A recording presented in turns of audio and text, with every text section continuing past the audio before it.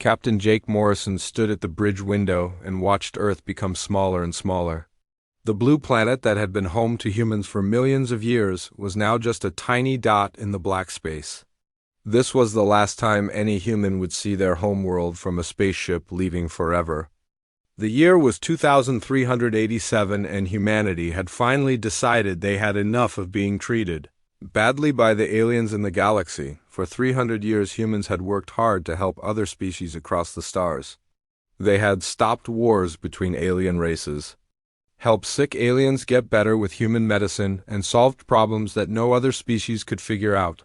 But what did humans get in return for all this help? They got treated like servants, like their lives did not matter, like they were only useful when aliens needed something fixed. The final moment that made humans decide to leave happened at the Kepler star system. The Galactic Council had to choose between saving human colonies or saving alien worlds from a terrible space disaster. Without even thinking twice, the Council chose to let human colonies be destroyed. They called the deaths of millions of humans acceptable losses. Admiral Kate Sullivan had been so angry that she gave the Council one last chance. Treat humans as equals or lose them forever. The alien leaders on the Galactic Council just laughed at her. They thought humans were being dramatic and would never really leave. After all, where would humans go in the big empty galaxy? The Council voted to kick humanity out of galactic civilization completely. They thought this would teach humans a lesson about knowing their place. Now the last human ships were flying away from everything they had built in alien space. Behind them, they left hospitals that had saved billions of alien lives. They left peace treaties that had stopped wars for decades. They left engineering projects that kept entire worlds running smoothly. They left trade agreements that had made many species rich and happy. Dr. Lisa Hayes walked up to Captain Morrison as he stared out at the stars. She was the ship's expert on alien biology and had spent her whole life studying different species. "The sensors show no alien ships following us," she said quietly. "They really think they can manage everything without our help?" Morrison nodded his head slowly. "Let them try to handle their problems alone. We will be watching from the empty regions beyond the galaxy edge. Something tells me they will want us back very soon." The human fleet was huge. Thousands of ships carried 40 billion humans away from the only civilization they had ever known. These ships held families, scientists, engineers, doctors, teachers, farmers, and soldiers. They carried all the knowledge and skills that had made humanity so valuable to the galaxy. Now, all of that was leaving forever. As the ships flew deeper into unknown space, the humans began to plan their new life. They had found empty star systems far beyond where any alien had ever traveled. These systems had planets they could change to be like Earth. They had resources they could use to build new cities and farms. Most important, they had each other and the freedom to live without being ordered around by ungrateful aliens. Admiral Kate Sullivan spoke to all the ships from her flagship. "Today we start over," she said. "We will build something better than what we left behind. We will create a civilization where humans are valued and respected. And if the galaxy ever wants our help again, they will have to earn it." The alien leaders had made a terrible mistake, but they did not know it yet. They thought losing humans would be like losing any other species that had left the galaxy before. But humans were different. They were the ones who solved the hard problems. They were the ones who found ways to make enemies become friends. They were the ones who could fix things that seemed impossible to repair. For now, the galaxy seemed peaceful and normal. The alien species went back to their daily lives thinking nothing had really changed. Trade continued between worlds. Ships traveled the space lanes. The Galactic Council met to discuss small problems. Everything looked fine on the surface, but deep down in the complicated systems that kept galactic civilization working, small cracks were already starting to form. Systems that humans had built were beginning to have tiny problems. Diseases that human doctors had been controlling were starting to spread again. Old arguments between species that humans had helped settle were beginning to surface once more. The humans flew on toward their new home in the dark space between galaxies. Behind them, they left a civilization that had no idea how much it depended on the species it had just thrown away. Soon the galaxy would learn what it meant to live without humanity. Soon they would understand the true cost of their arrogance and cruelty. 6 months had passed since the humans left the galaxy and things were starting to go wrong. On the busy trade world of Zephyria Prime, Ambassador Veltar from the Centauran Republic was having the worst day of his long career. 2 major alien powers were about to start a war over who could mine valuable crystals from an asteroid belt, and nobody could figure out how to stop them. The hegemony of Krex and the Stellar Federation had been arguing for weeks. Every meeting ended with more threats and angry words. In the old days, human diplomats would have found a way to make both sides happy. Humans had a special talent for understanding what different species really wanted and finding solutions. That gave everyone something good, but now there were no humans to call for help. The alien diplomats tried their best, but they could not think the way humans did. The Krex were proud warriors who saw everything as a battle to win. The Federation were cold logical thinkers who only cared about profits. Neither side could understand why the other acted the way they did. Captain Rick Carter watched all of this happen from his secret monitoring station called Deep Watch. His job was to spy on the galaxy and report what was happening to the human leaders hiding in distant space. He had been tracking 17 different fights that had started since humanity left. They only lasted 6 months before everything began falling apart, he told Admiral Sullivan over the long-range communicator. I thought it would take them at least a year. The problems were getting worse everywhere Carter looked. On the medical research station Hippocrates 7, Dr. Amy Foster was watching a terrible disease spread through 3 star systems. For hundreds of years, human doctors had been keeping dozens of alien species healthy with special medicines and treatments. Human medical knowledge was so advanced that many alien diseases had been wiped out completely, but without human doctors to make new medicines and treatments, old diseases were coming back stronger than ever. The aliens had copies of human medical books and computer files, but they could not understand how human medicine really worked. Human doctors did not just follow rules from books. They used intuition and creativity to solve new problems that had never been seen before. Dr. Foster watched the casualty reports pile up on her desk. Millions of aliens were dying from diseases that any human doctor could have cured easily. The alien doctors were trying their best, but they were trained to follow procedures, not to think of new solutions when the old ones did not work. The most obvious problems were happening in the territories that humans used to control. All across former human space, the advanced machines and computers that humans had built were starting to break down.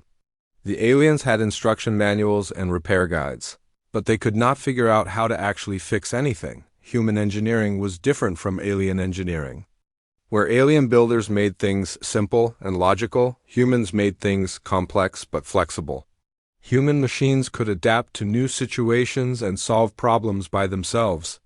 But when these machines broke, they needed someone who understood human thinking to repair them. On the industrial world of New Titan, Chief Engineer Paul Mitchell was getting desperate messages from dozens of planets. Fusion power plants were shutting down. Terraforming systems that changed dead planets into living worlds were failing. Water treatment plants were producing poison instead of clean water. Life support systems on space stations were breaking down. The aliens had all the technical drawings and computer programs, but they could not make sense of how everything worked together. Human engineering looked chaotic and random to alien minds, but it was actually very carefully designed. Every part connected to every other part in ways that only humans could understand. The worst incident happened when Sigma Station almost exploded and destroyed an entire star system. The massive space city was home to 50 million aliens from 12 different species. It was built using human architectural principles that seemed to make no sense to alien engineers. When critical systems started failing, the alien repair crews could not figure out how to stop the cascade of breakdowns. Only luck prevented the station's fusion core from exploding. Emergency teams managed to evacuate most of the population. before the habitat's artificial gravity failed and the structure began tearing itself apart. The aliens watched in horror as the greatest engineering achievement in their sector crumbled because they could not understand human design philosophy. The Galactic Council was meeting more and more often to discuss the growing crisis. Every week brought news of new disasters and problems. Wars were starting, diseases were spreading, and technology was failing all across the galaxy. But the council members were too proud to admit they had made a mistake by forcing humanity to leave. Some of the smaller alien species were secretly trying to contact the humans. They sent messages into the empty space beyond the galaxy, begging for help and offering to pay any price for human assistance. But the humans had vanished completely, leaving no clue about where they had gone or how to reach them. The galaxy was learning a hard lesson about taking things for granted. For centuries, aliens had gotten used to having humans around to solve their problems. When machines broke, they called human engineers. When species started fighting, they asked human diplomats to make peace. When people got sick, they went to human doctors for treatment. Now all of that was gone, and the aliens were discovering just how much they had depended on human knowledge and skills. The galaxy was slowly falling apart, and there was nobody left who knew how to put it back together. 1 full year had passed since humanity left the galaxy, and now everything was on fire. The Great Trade War had exploded across 5-star systems as major alien powers fought over territories that humans used to manage peacefully. Refugee ships filled with homeless aliens drifted through space because nobody knew how to help them find new homes without human refugee organizations to coordinate the effort. Commander Beth Rodriguez sat in her secret monitoring station called Silent Sentinel and watched alien fleets destroy each other over the Kepler system. The irony made her sick to her stomach. This was the exact same star system where human colonies had been sacrificed as acceptable losses just 18 months earlier. Now aliens were killing millions of each other fighting over the same space. The Andromedans and the Tau Coalition were locked in a brutal war that was consuming entire planets. Their massive battleships fired weapons that could crack worlds in half. Space stations that had taken decades to build were being vaporized in seconds.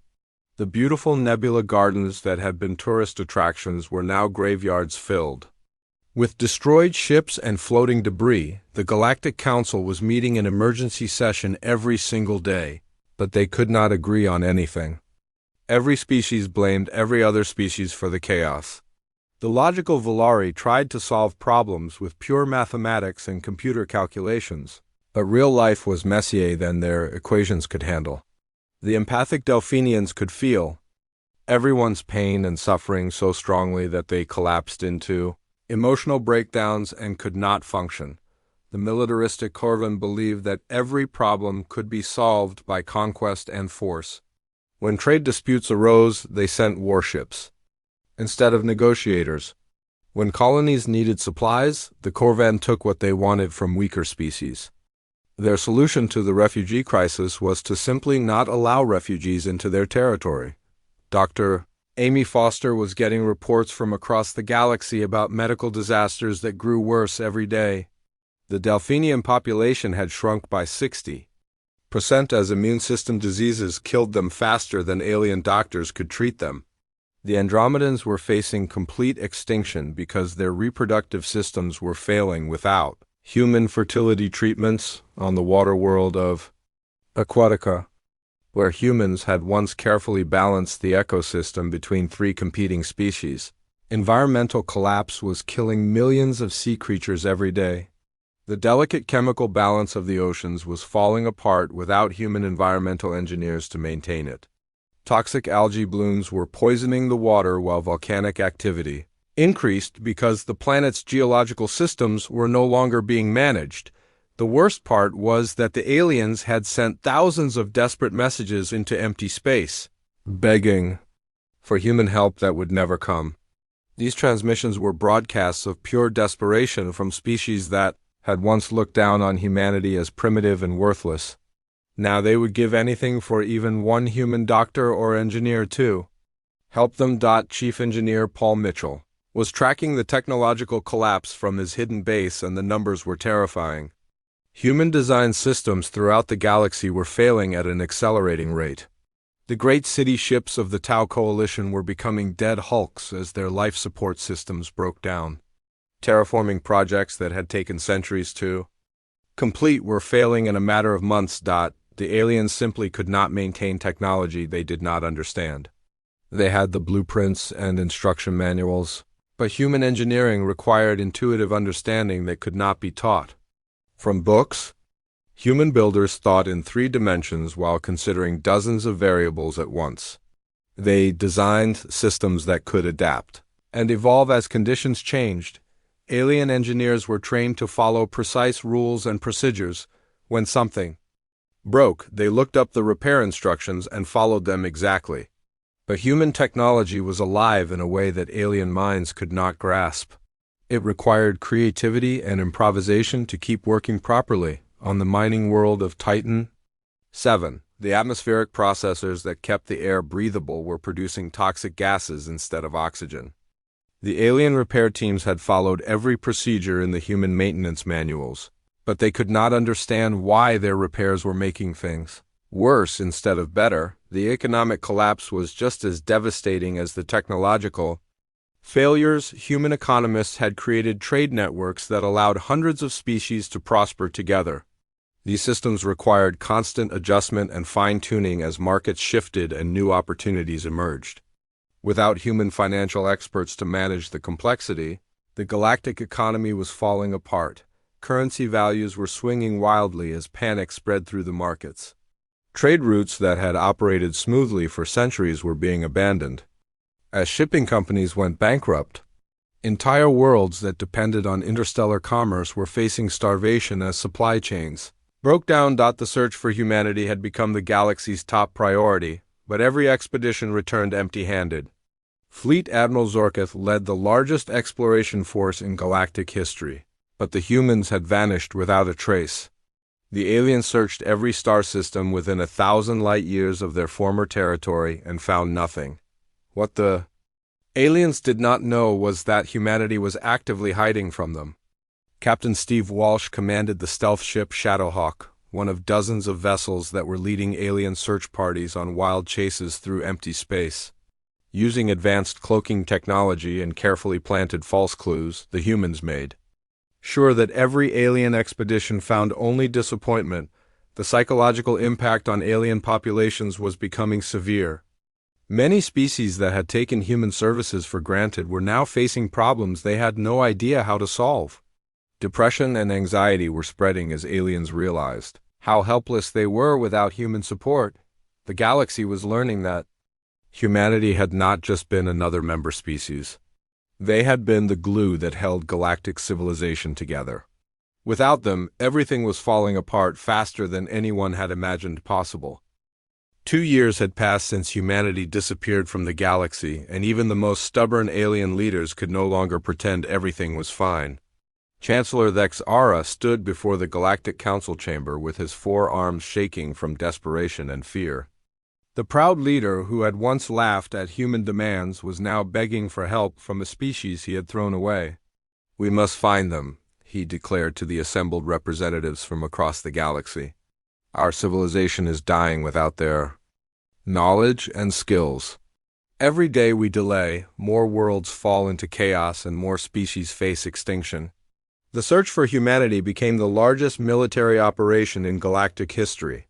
Fleet Admiral Zorketh was given command of 10,000 ships and told to explore every corner of the galaxy until he found where the humans had gone. The expedition included vessels from every major species, all working together for the first time in decades, but humanity had been preparing for this moment since the day they left. Captain Steve Walsh piloted the stealth ship Shadowhawk through the void between star systems, watching alien search fleets through sensors they could not detect. His ship was one of 50 vessels tasked with making sure the aliens never found the real human colonies. The humans had developed cloaking technology that was far more advanced than anything the aliens possessed. Their ships could become completely invisible to all known forms of detection. More importantly, They had learned to think several steps ahead of their former oppressors. Every time an alien search fleet thought they had found signs of human presence, they discovered carefully prepared decoy installations. These fake bases contained just enough human technology to seem real, but they were actually empty shells designed to waste alien time and resources. Dr. Helen Parker was coordinating the misdirection campaign from the hidden colony of New Haven, a massive city built inside a hollowed-out asteroid in the Magellanic Clouds. She had become humanity's chief strategist, and her job was to keep the aliens confused and frustrated while humanity built their new civilization in secret. "Let them search every empty star system in the galaxy," she told her staff during their daily planning meeting. "Every day they spend looking for us is another day they spend learning what they have lost. The longer this takes, the more desperate they will become." The psychological warfare was working perfectly. The alien search fleets were becoming increasingly desperate as months passed without finding any trace of humanity. Crew morale was collapsing as ships spent months in empty space, following false leads that led nowhere. Back in the populated areas of the galaxy, the collapse was accelerating beyond anyone's worst fears.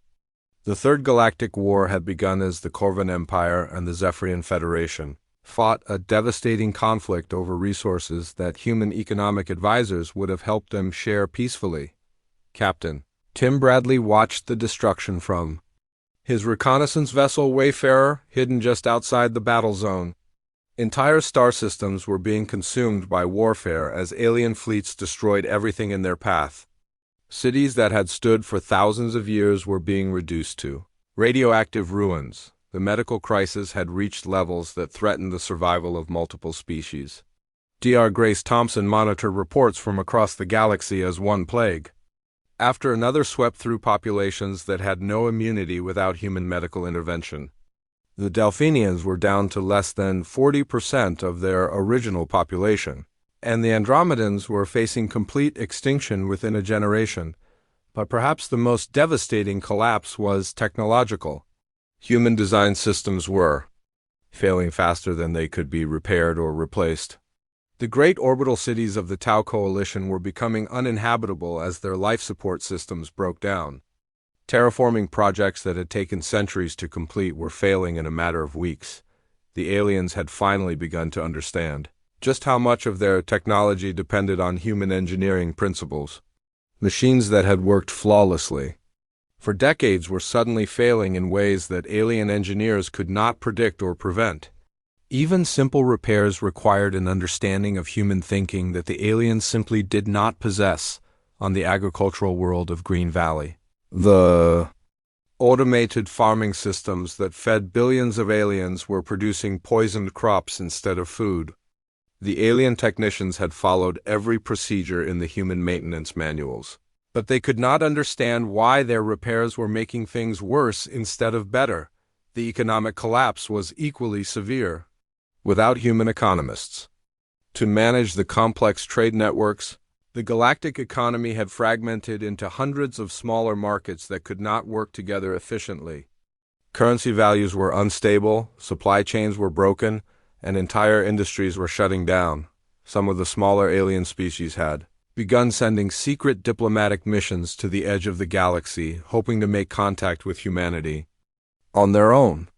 These desperate ambassadors broadcast messages into empty space, offering everything from treasure to military alliances in exchange for human assistance, but these messages only reached human monitoring stations that recorded them and filed them away for future reference.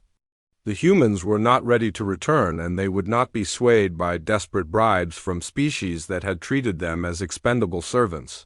Admiral Kate Sullivan reviewed the intelligence reports from her command center on New Haven and felt a mixture of satisfaction and sadness. The galaxy was paying the price for its arrogance, but innocent people were suffering for the crimes of their leaders. "How much longer do we let this continue?" asked Commander Lisa Stevens during a briefing with the Human Leadership Council. "The casualty reports are beyond anything we imagined when we first left." It was a question that haunted every human leader. They had proven their point beyond any doubt, but millions of innocent aliens were dying every day. The decision of when and how to return would shape the future of galactic civilization. 3 years had passed since humanity left the galaxy, and galactic civilization was on the edge of complete collapse. The Third Galactic War was consuming entire sectors as species that had once lived in peace tore each other apart in desperate struggles for survival. Without human peacekeepers to stop conflicts before they exploded into violence, every small disagreement had become a war that threatened to destroy everyone involved. Captain Tim Bradley stood on the bridge of his reconnaissance vessel Wayfinder and watched alien fleets destroy each other in the ruins of what had once been the most prosperous trade hub in the galaxy. The Corvan Empire and the Zephyrian Federation were locked in a death struggle over the asteroid mines that had once been managed by human administrators who made sure everyone got a fair share. Now those same asteroids were floating battlefields, where millions of aliens died fighting over resources that could have easily supported both civilizations. The space around the mining stations was filled with debris from destroyed warships and the frozen bodies of crews who had died for nothing more than the pride of their leaders. The medical crisis had reached catastrophic levels that threatened the extinction of entire species. Dr. Grace Thompson sat in her monitoring station reading casualty reports that made her physically sick. The numbers were so large they had stopped meaning anything real. Billions of aliens were dying from diseases that any human doctor could have prevented or cured. The Delphinian population had been reduced to less than 30% of its original size. These peaceful, empathic beings were dying not just from disease, but from the overwhelming emotional pain they felt from all the suffering around them. Their gift of feeling other people's emotions had become a curse in a galaxy filled with agony and despair. The Andromedans were facing complete extinction within the next 5 years. Their reproductive systems required regular medical treatments that only human doctors had known how to provide. Without these treatments, Andromedan children were being born with fatal genetic defects that killed them before they reached adulthood. Even worse was the technological collapse that was accelerating beyond all predictions. Human-designed systems throughout the galaxy were failing faster than they could be replaced or repaired. The great city ships of the Tau Coalition had become floating graveyards as their life support systems broke down and killed everyone aboard. Terraforming projects that had taken centuries to complete were failing in a matter of days. The artificial atmospheres of dozens of worlds were becoming toxic as the complex systems that maintained them fell apart without human engineers who understood how they really worked. On the industrial world of New Frankfurt, the fusion reactors that powered the entire planet were showing signs of critical instability. The alien engineers were following every safety procedure in the human technical manuals, but they could not understand why the reactor cores were becoming more unstable instead of more stable. The problem was that human technology required intuitive understanding that could not be learned from books or computer programs.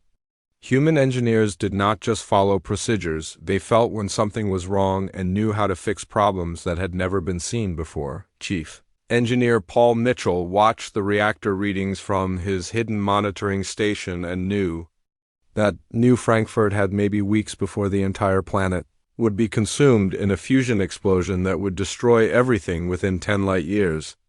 The aliens were trying their best, but they were making the problem worse with every repair attempt.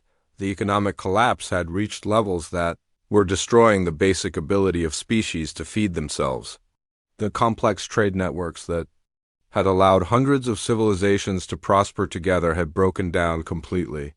Worlds that had depended on food imports were facing mass starvation as supply ships stopped running, currency had become almost worthless as governments collapsed, and interstellar banking systems failed. Pirates and warlords were taking control of trade routes, stealing supplies that were desperately needed by dying populations. The rule of law was breaking down as local authorities lost the ability to maintain order. In the hidden human colonies, Admiral Kate Sullivan convened an emergency meeting of the Joint Chiefs to make the most important decision in human history. The situation in the galaxy had become so desperate that some human leaders were questioning whether they had gone too far in proving their point.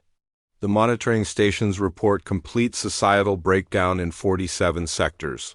Admiral Sullivan announced to the assembled commanders, refugee populations are approaching 500 billion beings with no organized relief efforts. The death toll is beyond anything we have seen since the Dark Ages. Commander Lisa Stevens of Deep Space Operations raised the question that everyone was thinking but nobody wanted to ask. Ma'am, some of our people are starting to wonder if we have made our point. The suffering out there is beyond anything we ever intended when we decided to leave. The debate that followed was the most intense in human history. Some leaders argued that the galaxy deserved whatever happened to it after centuries of treating humanity as expendable servants who could be thrown away whenever it was convenient. These aliens had shown no mercy when human colonies were sacrificed. So why should humans show mercy now? Others believed that humanity had a moral obligation to end the suffering even if the aliens had brought it on themselves. Millions of innocent people were dying every day for the crimes of their leaders. Children were being born into a galaxy of war and disease through no fault of their own. Dr. Helen Parker, who had coordinated the campaign to keep humanity hidden, argued for continuing the isolation. We have spent 3 years building new colonies and developing technologies that will keep us safe from alien aggression. If we return too soon, we risk falling back into the same patterns that led to our oppression. But Dr. Amy Foster, who had spent her career saving alien lives, could not stand the thought of letting the medical crisis continue. We are doctors and engineers and teachers. Our purpose is to help people, not to watch them die to prove a point. Every day we delay our return, more innocent people suffer. The vote was closer than anyone expected. The decision to break humanity's silence and make contact with the galaxy passed by only 3 votes out of the 50-member Leadership Council. But the decision came with strict conditions that would ensure humanity never again became the galaxy's servants. Admiral Sullivan began composing the message that would change galactic history. After 3 years of silence, humanity was finally ready to speak again. But this time they would speak as equals demanding respect, not as servants begging for acceptance. 4 years after humanity left the galaxy in silence, they finally broke that silence with a message that changed everything. The transmission was broadcast simultaneously to every inhabited world, every space station, and every ship in the galaxy. It was delivered in hundreds of different alien languages by Captain Jake Morrison, the same man who had watched Earth disappear behind him when the Great Exodus began. The message was simple but carried the weight of a collapsing civilization's only hope for salvation. Morrison's voice was calm and steady as he spoke, words that billions of desperate aliens had been praying to hear for years. To the Galactic Council and all member species, Morrison began, we have watched the suffering of the past 4 years. From beyond the edge of known space, we take no pleasure in the pain that has befallen so many innocent beings across the galaxy. However, we will not return to our former territories under the same conditions that forced us to leave. The conditions that humanity demanded were unprecedented in the long history of galactic civilization, but they were completely non-negotiable. Humanity would only return if they received equal representation on the Galactic Council with full voting rights and the power to veto any decision that affected human interests or violated human principles. They demanded complete autonomy for all human-controlled space with the right to govern themselves according to human laws and customs. Never again would alien authorities have the power to sacrifice human lives for the benefit of other species.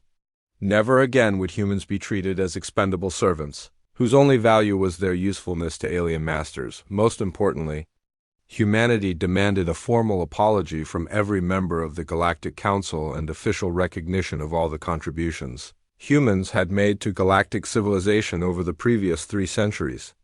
The aliens would have to publicly admit that they had been wrong to dismiss humanity, and that the current crisis was the direct result of their arrogance and ingratitude.